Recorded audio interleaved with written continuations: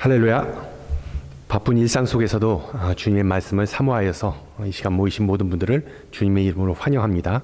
우리 다 같이 마음을 모아서 4월 28일 수요일 저녁 예배를 성부, 성자, 성령의 이름으로 드립니다. 우리 다 같이 사도신경으로 신앙 고백합니다. 전능하사 천지를 만드신 하나님 아버지를 내가 믿사오며 그 외아들 우리 주 예수 그리스도를 믿사오니 이는 성령으로 잉태하사 동정녀 마리아에게 나시고 본디오 빌라도에게 고난을 받으사 십자가에 못 박혀 죽으시고 장사한 지 사흘 만에 죽은 자 가운데서 다시 살아나시며 하늘에 오르사 전능하신 하나님 우편에 앉아 계시다가 저리로서 산 자와 죽은 자를 심판하러 오시리라. 성령을 믿사오며 거룩한 공회와 성도가 서로 교통하는 것과 죄를 사해 주시는 것과 몸이 다시 사는 것과 영원히 사는 것을 믿사옵나이다. 아멘. 우리 찬송가 438장 예전 찬송가는 495장입니다. 438장 내 영혼이 은총 입어 우리 함께 찬양하겠습니다. 내 영혼이 은총 입어 중한 죄짐 벗고 보니 슬픈 많은 이 세상도 천국으로 화하도다. 할렐루야 찬양하세. 내 모든 죄 사함 받고 주 예수와 동행하니 그 어디나 하늘나라. 주의 얼굴 뵙기 전에 멀리 뵈던 하늘나라. 내 맘속에 이루어지니 날로 가깝도다. 할렐루야 찬양하세.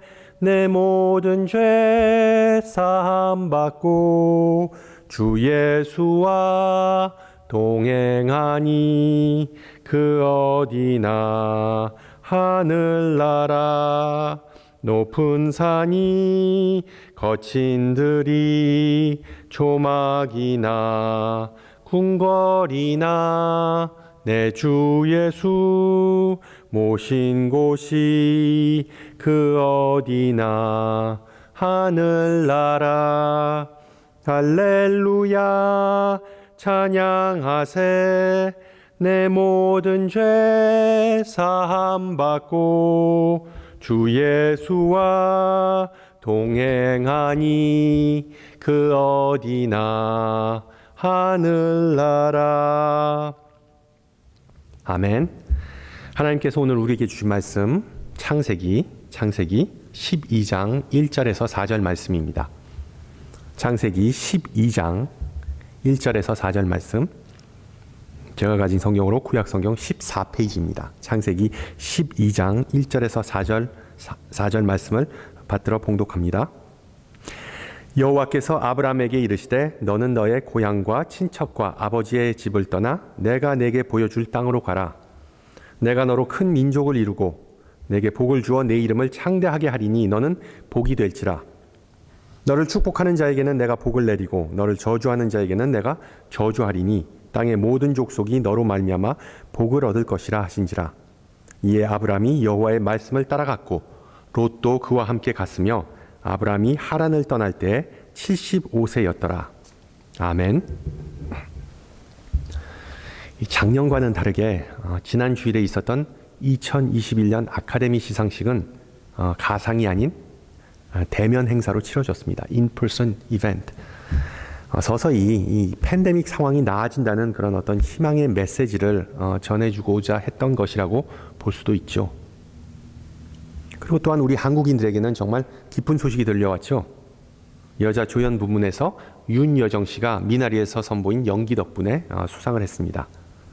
2년 전에 기생충 영화 이후로 올해에는 작품상 그리고 감독상 부문에서 자오라는 그런 중국 여자 감독이 저예산 영화로 수상을 한 것을 보면 이 미국 영화계도 변화를 위한 몸부림을 친다는 것을 알 수 있는 대목이죠. 오늘은 이 변화라는 주제를 놓고 함께 좀 묵상해 보고자 합니다. 영화계 얘기, 아카데미 얘기가 나온 김에 혹시 기억에 남는 특별한 명화 하면 어떤 수작이, 어떤 영화가 떠오르시나요? 저는 헐리우드 영화 중에서도 특히 옛날에 만든 흑백 영화를 상당히 선호합니다.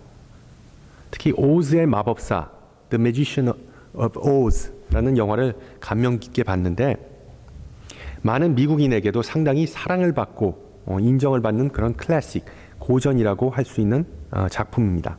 안타깝게도 이런 명작이 오스카에서 수상을 못했습니다. 같은 해, 즉 1939년에 또 다른 대작, 바람과 함께 사라지다와 경쟁을 벌여야 했기 때문이죠. 정말 대서사시이자 그리고 미국의 남북 전쟁의 그런 역사를 보여주는 이 바람과 함께 사라지다라는 그해 아카데미 시상식에서 거의 모든 부문을 싹 쓸어버렸습니다.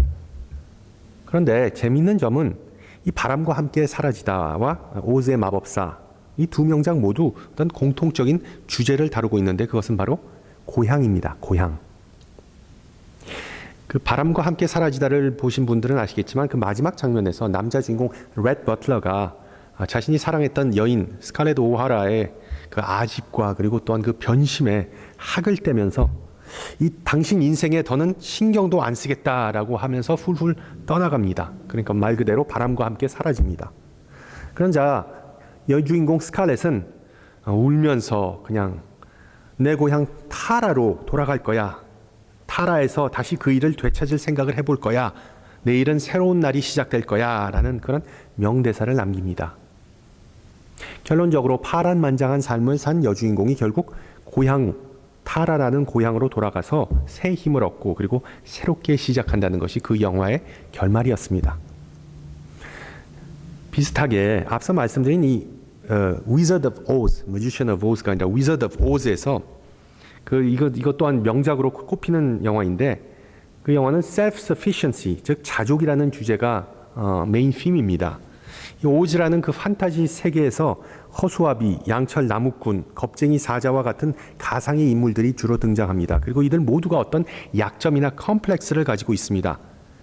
그리고 그 인물들은 각각 지혜, 사랑, 용기와 같은 덕목을 얻고자 긴 여행을 하게 됩니다. 그런데 그 여정을 통해서 그 조연들은 이미 그러한 장점을 알게 모르게 자신들이 다 가지고 있다는 점을 깨닫게 되는 것이죠. 마찬가지로 그 주인공인 도로피라는 여자아이는 집만한 곳은 없다라는 명대사를 남기면서 정말 고향 집이야말로 참된 사랑과 행복의 상징임을 나중에 가서야 깨닫게 됩니다. 비록 현대사회에서 이 스위트 홈이라는 개념은 많이 약해졌지만 삶이 힘들고 어려울 때 다시 돌아가고 싶은 집, 장소가 있다는 것은 어떤 보편적 정서겠죠. 예전에 유튜브에서 죄송합니다. 예전에 유튜브에서 본 인기 비디오 내용인데 위험한 분쟁 지역에서 군 복무를 마친 군인들이 다시 미국으로 돌아오는 비행기 안에서 나를 고향으로 보내주오라는 그런 노래를 함께 부르는 모습이 참 인상 깊었습니다. 군 복무를 하면서 휴가를 애타게 기다렸던 분들은 아마도 잘 공감하는 그런 내용일 겁니다. 그런데 여러분, 이 영어에서 말하는 홈, 이 홈이 뭘까요, 과연? 우리 말로는 집, 고향, 본향, 본토, 심지어 가정이라는 다양한 의미로 번역되죠. 대부분 이 홈은 우리가 현재 사는 집, 즉 건물을 의미할 수도 있고 아니면 출생지나 아니면 어떤 어린 시절의 추억을 간직한 특정한 장소를 의미합니다. 즉 홈은 어떤 건물이나 장소, 물리적이고 지리적이고 움직이지 않는 그 자리에 그대로 있는 그런 어떤 개념을 포괄합니다. 따라서 우리가 집으로, 고향으로, 홈으로 가는 일이 있어도 홈이, 집이나 고향이 우리에게 오는 일은 결코 없다는 것이죠. 그런데 오늘은 조금 다른 시선으로 이 고향, 이 홈이라는 개념을 생각해 보고자 합니다. 17세기 일본의 방랑 시인 마스오 바쇼는 무릇 천지는 만물의 여관이요 세월은 영원한 나그네라는 명언을 남겼습니다. 비슷한 맥락에서 넬 모튼이라는 신학자는 고향은 장소가 아니라 움직임이자 관계이다. 고향은 자신의 참된 자아를 발견하고 세상에 대해 더 책임감 느끼게 해주는 상태이다라고 주장했습니다. 쉽게 말하면 우리는 집이나 고향하면 보통 세상과 구분이 되고 분리되는 그런 안식처라는 생각을 하지만 나그네의 인생을 사는 모든 인간은 이 세상에서 여행자로서의 자신의 모습을 인정할 때 비로소 참된 평안, 마음의 평안을 얻게 된다는 의미입니다. 제 스승 중에 루프 덕이라는 예배학 교수이자 찬송가 작곡가는 여호와의 구름 기둥이여 우리를 인도하소서라는 그런 찬양에서 우리는 여전히 주님의 백성이고 여행은 우리의 본향이다 라는 멋진 표현을 사용했습니다. 여정은 우리의 본향이다. 하나님의 백성, 하나님의 자녀는 신앙 여정, 영적 순례를 통해서 자신이 누구인지를 발견하게 되고 성장할 수 있다는 것을 기억하시기 바랍니다. 기독교 철학자 키에르케고르가 말했듯이 인생은 풀어야 할 과제가 아니다. 인생은 맞닥뜨려야 할, 체험해야 할 현실이기 때문이다. 신앙인에게 인생 여정이란 불교에서 말하듯이 고난과 번뇌의 연속이 아니라 집 혹은 고향과 같이 우리가 자연스럽고 편안함을 느끼는 과정이라는 의미입니다. 아직도 브라질이나 인도 같은 나라에서 정말 참혹할 정도로 많은 목숨이 죽어가고 있는 모습을 보면서 코로나 바이러스 이 사태는 정말 충격적이고 트라우마로 느껴지고 남아있을 것 같습니다. 우리 신앙인들에게도 이런 사태를 보고 그리고 시간을 겪으면서 하나님을 감지하기 어려운 것 또한 사실입니다. 언제쯤 이 사태가 진정되고 정상적인 삶을 되찾을 수 있을까에 대한 고민을 하다 보면 인생은 어떤 목적이 아니라 끊임없는 과정이라는 말에 우리가 공감이 갑니다. 물론 우리 그리스도인들에게 목적지, 결승점, 도착 지점은 분명히 존재합니다. 주님께서 우리를 위하여 방을 준비하셨다는 요한복음의 말씀처럼 우리 모두는 영적인 본향인 하늘나라로 여정을 보내고 있습니다. 그렇다고 우리가 죽어서 하늘나라에 가야만 반드시 안식과 기쁨을 누릴 수 있는 것은 아니지 않습니까? 오늘 조금 전에 부른 찬송의 가사처럼 주 예수와 동행하니 그 어디나 하늘나라라는 그 사실을 기억하세요. 임마누엘 하나님이시기 때문에 우리의 신앙 여정 그 자체는 항상 포근한 집, 정겨운 고향과 같다는 사실입니다. 이 세상에서 나그네 인생을 살았지만 하나님과 동행하면서 항상 하늘나라와 같은 삶을 살았던 이들이 성경에도 등장하죠. 창세기서에 특히 에녹, 노아 그리고 아브라함을 꼽을 수 있는데 오늘 본문에서 아브라함은 아직 계명이 안 된 아브람인 시점이었습니다. 아브람. 창세기 12장에 앞서 그 전장 아브라함의 배경에 대해서 11장에서 간략하게 언급이 나옵니다. 그 내용을 좀 종합해 보면 고대 근동 지방에서 가족 혹은 지파는 사회와 종교와 깊은 연관이 있었습니다. 그런 면에서 아브라함과 사레는 사회적으로 수치스러운 삶을 살았는데 후손을 갖지 못하였기 때문이었습니다. 무능력의 상징이었습니다. 아브라함의 아버지 데라는 갈대아 우르 지방을 떠나 그 대가족을 데리고 가나안을 향하던 중에 그 중간 지점 하란이라는 곳에 정착하게 됩니다. 우리 현대 독자는 하나님께서 아브라함에게 주신 이 소명이 얼마나 그의 일상 아니 그의 인생의 중요한 전환점이었다는 사실을 잘 이해하지 못할 때가 있습니다. 가족을 떠난다는 것은 스스로 약자가 된다는 것, 고생길을 사서한다는 것, 모든 권한을 포기한다는 것을 의미하기 때문이죠. 우리가 너무나 잘 아는 오늘 본문에서 하나님은 아브라함에게 떠날 것, 즉 여행할 것을 명령하십니다. 오늘 본문을 자세히 보시면 하나님의 명령은 아브라함이 어디를 가야 하는지 하는 목적지에 관한 관심보다는 지금 있는 곳을 무조건 먼저 떠나는 것에 초점을 맞추고 있다는 것입니다. 여러분 1절을 한번 보세요. 여호와께서 아브라함에게 이르시되 너는 너의 고향과 친척과 아버지의 집을 떠나 내가 내게 보여줄 땅으로 가라. 여러분 이 명령이 좀 이상하지 않나요? 아무런 계획이나 여행 경로에 대한 언급이 전혀 없습니다. 마치 하나님은 아브라함에게 야 빨리 즉시 이곳을 떠나라. 가정과 그리고 포금함, 집의 포금함 내가 누리는 그런 부를 뒤로 하고 어디 갈지는 신경 쓰지 말아라. 내가 곧 알려줄게.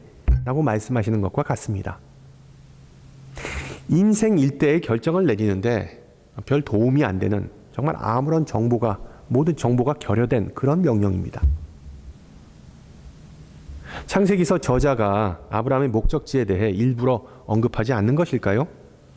아마도 그런 것 같습니다. 수세기 후에 신약시대의 히브리서 저자도 아브라함의 소명기사를 믿음의 모범적인 사례로 꼽으면서 다음과 같이 말하죠. 믿음으로 아브라함은 부르심을 받았을 때 순종하여 장래의 유업으로 받을 땅에 나아갈새 갈 바를 알지 못하고 나아갔다.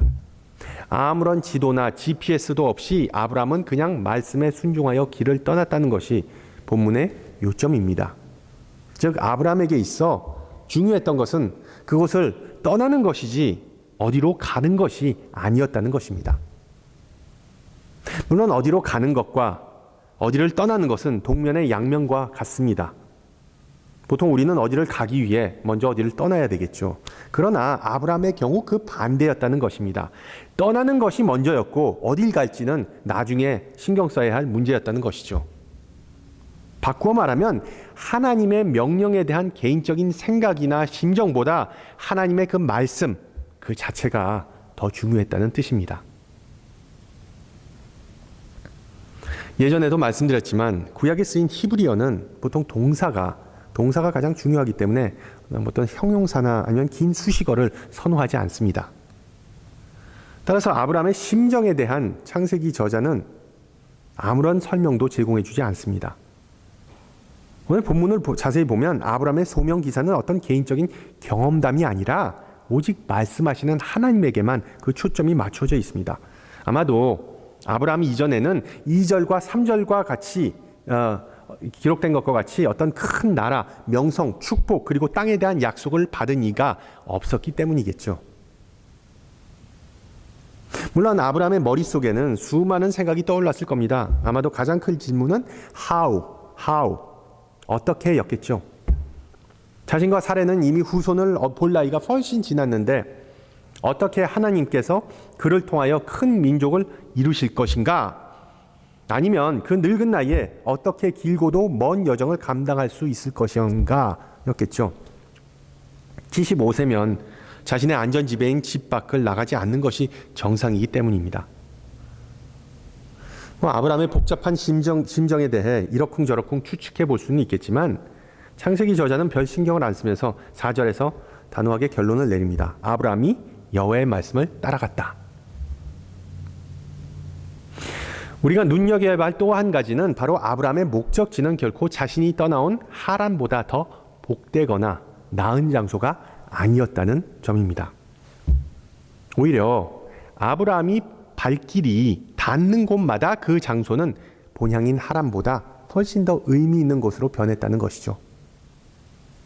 실제로 아브라함이 도착하고 머물렀던 곳들은 별 특별한 장소가 아니었지만 아브라함은 그 장소를 특별한 곳을 만드는 행위를 일삼습니다. 그게 과연 무엇일까요? 오늘 본문 바로 뒤에 나오는 5절을 보면 비로소 하나님께서 아브라함을 인도하시는 목적지가 나옵니다. 그것은 바로 아브라함의 아비 데라가 먼저 가고자 했던 가나안이었는데 가나안 내에서도 어떤 딱 한 곳이 아니라 여러 장소였습니다. 따라서 하나님의 인도하심을 따라 나선 아브라함과 그의 일족은 가나안을 그 북에서 남으로 이어지는 그 언덕지대를 쭉 따라가면서 이곳저곳에서 멈추게 되는 것이죠. 그 과정 속에서 그 여정 속에서 첫 정착지는 6절에 나오듯 세겜이었는데 거기서 하나님은 아브라함에게 다시 말씀하십니다. 내가 이 땅을 내 자손에게 주리라. 이에 대해 7절은 아브라함이 그곳에서 제단을 쌓았다고 기록하죠. 그 다음 정착지는 베델이었는데 베델. 이전과는 다르게 하나님은 그곳에서 아무런 말씀을 안 하십니다. 그래서 아브라함은 제단을 먼저 쌓고 여호와의 이름을 불렀다라고 성경은 기록합니다. 아브라함은 믿음으로 먼저 하나님에게 나아갑니다. 비록 하나님은 그곳에서 베델에서 아브라함에게 나타나시거나 말씀하시지 않으셨지만 그리고 가나안 지역 이곳저곳을 여행한 후에 아브라함은 또다시 베델로 돌아오는데 우리가 잘 아는 아브라함과 롯의 목자들이 양떼를 위한 그 풀과 그리고 물을 놓고 분쟁을 벌이는 곳이었습니다. 이 중재에 나선 아브라함은 롯의 선택권을 양보하고 롯은 비옥한 땅을 고릅니다. 삼촌인 아브라함은 척박한 땅을 고르게 되지만 나중에 헤브론으로 결국 이주한 아브라함은 변함없이 여호와를 위한 제단을 쌓았습니다. 그리고 마지막으로 아브라함은 부엘세바라는 지역에 도착하면서 우물을 파게 되는데 그 지역의 권력자인 아비멜렉이 나타나서 그 우물을 뺏어버립니다. 결국 나중에는 화해하면서 서로 공존의 길을 찾은 후에 거기에 나무 한 그루를 심고 하나님을 새로운 호칭으로 부릅니다. 야훼 엘 올람, 즉 영원하신 여호와. 성경에 가장 처음으로 등장하는 하나님의 이름이자 호칭인데 여러분 이것은 무슨 의미이겠습니까? 아브라함은 그 긴 여정을 통해서 이곳저곳 왔다 갔다 하면서 신앙적인 안목이 더 깊어져서 하나님에 대한 이해의 그 지평을 넓혔다는 의미입니다. 그래서 하나님에게 새로운 수식어, 하나님에게 새로운 이름을 드릴 수 있었던 것이죠. 아브라함의 이야기를 모르는 신앙인은 없겠지만 우리가 흔히 하는 실수 중에 하나는 아브라함이 더 큰 축복을 받기 위해, 즉 더 나은 땅과 집을 찾기 위해 본토 아비집을 떠났다고 생각하는 것입니다. 실제로 성경은 아브라함이 하란을 떠난 목적을 어떤 개인적인 야망이나 자아 성찰을 위해서가 아니었다라고 말합니다. 그 신앙 여정을 다시 한번 정리해 보면, 첫째, 아브라함은 하나님의 부르심을 직감한 후에 길을 떠났습니다. 히브리서 저자는 아브라함의 믿음을 강조하지만 창세기서에는 믿음이라는 단어조차 나오지 않습니다. 창세기서 저자는 오직 아브라함이 떠났다라고 묘사합니다. 물론 아브라함이 부르심에 순종했다는 것은 결국 그 순종이 믿음을 수반한다는 의미이겠지만 행동하는 믿음이 가장 중요하다는 의미이죠. 둘째, 아브라함이 목적지에 도착했을 때 그는 하나님께서 기뻐할 만한 행위가 무엇일까를 고민한 후에 그것은 바로 제사, 예배라는 것을 깨닫고 행동으로 즉시 옮깁니다. 하나님께서 자신에게 말씀하신다는 것을 확신하자마자 아브라함은 세겜에서 단을 쌓아 올리죠. 셋째, 아브라함은 하나님의 이름을 불렀습니다. 여호와의 이름을 불렀습니다. 바꿔 말하면 자신이 있는 곳이 바로 하나님께서 계신 곳, 하나님의 거처이자 홈이라는 것을 확신했다는 것이죠. 즉 자신이 어디 있든 그곳에는 하나님께서 먼저 미리 계시기 때문에 그곳은 아브라함의 집이자 본향과도 같았다는 의미입니다. 여정 속의 홈, 여정은 곧 집이다, 본향이다. 그것이 바로 아브라함의 모토였습니다. 그리고 넷째, 아브라함은 자신의 욕심을 내세우지 않으면서 다른 이들과의 관계, 즉 릴레이션십을 중요시했죠. 서두에서 참된 홈은 인간관계에서 기인한다는 신학자의 말을 인용했는데 정말 화평한 관계를 유지하지 못하면 인간은 절대로 집에서와 같은 그런 안정감과 평화를 누릴 수 없다는 사실입니다. 마지막으로 하나님께서 가라고 명령하는 곳을 충실히 여행하면서 아브라함은 하나님이 어떤 분이신지, 즉 영원하신 하나님을 만나고 알게 되는 은혜와 영적 성장을 경험하게 되었다는 것입니다. 지금 말씀드린 이 5가지 특징, 즉 순종하고 말씀을 듣고자 하고 예배하고 남을 배려하고 하나님을 더 잘 알고자 하는 마음을 품은 사람은 위대한 아브라함과 같은 신앙의 사람이 될 수 있음을 성경은 가르쳐주고 있습니다. 하나님은 여전히 우리에게도 아브라함처럼 안전지대를 떠나서 어렵고 힘든 곳을 갈 것을 때로는 명령하시죠. 물론 큰 희생과 대가가 따를 수 있으므로 우리는 열심히 계산하고 하나님의 부름을 못 들은 척하기도 합니다. 그러나 시편 기자가 한 말을 기억하세요. 내가 하늘에 올라갈지라도 거기 계시며 음부에 내 자리를 펼지라도 거기 계시니이다. 할렐루야. 예수님과 제자들 사이에서도 이런 비슷한 일이 벌어졌죠. 승천하시기 전에 예수님은 제자들에게 가서 제자 삼고 세례 주고 그들을 가르치라라고 말씀하셨습니다. 제자들뿐만 아니라 교회, 즉 기독교는 바로 이 지상 명령을 최대의 과제로 삼고 복음을 전하기 위해 수많은 선교사를 수세기에 걸쳐 보내고 때로는 전쟁도 일으켰죠. 비록 말씀에 순종한다는 핑계하에 정치적 그리고 경제적 야욕을 충족시키기 위한 경우도 있었지만 교회는 어느 한 곳에 정착하는 곳이 아니라 지상 모든 곳에 존재해야 한다는 그 믿음, 이 세상 모든 곳도 하나님의 홈, 하나님께서 계시는 곳이라는 그 믿음 때문에 교회는 한 곳에 안주하지 않고 항상 밖으로 뻗어나갔습니다. 다행히 11 제자는 아브라함처럼 예수님의 명령을 따랐죠. 일어나서 자신들이 할 수 있는 일을 최대한 하였습니다. 그리고 나머지는 하나님께 맡기고 하나님은 그 역사하셨습니다. 물론 예수님의 제자들뿐만 아니라 중국 선교의 아버지 허슨 테일러, 아메리칸 인디안들을 선교한 존 엘리엇, 아니면 캘커타 빈민가의 어머니 테레사 수녀와 같이 선교사를 장식한, 선교의 역사를 장식한 위인들의 삶과 동질감을 느끼기 쉽지는 않습니다. 가까이 하기엔 너무 먼 당신처럼 결단과 행동이 우리와 그들의 삶을 갈라놓기 때문이죠. 요점은 우리가 선교사의 소명을 받았던 안 받았던 신앙 여정과 성장을 방해하는 가장 큰 장애물은 결국 믿음의 도약, 즉 아브라함과 같이 떠나는 것이 가장 힘들다는 것입니다. 첫걸음. 그렇다면 우리는 왜 그 도약을 그렇게 힘들어하는 것일까요?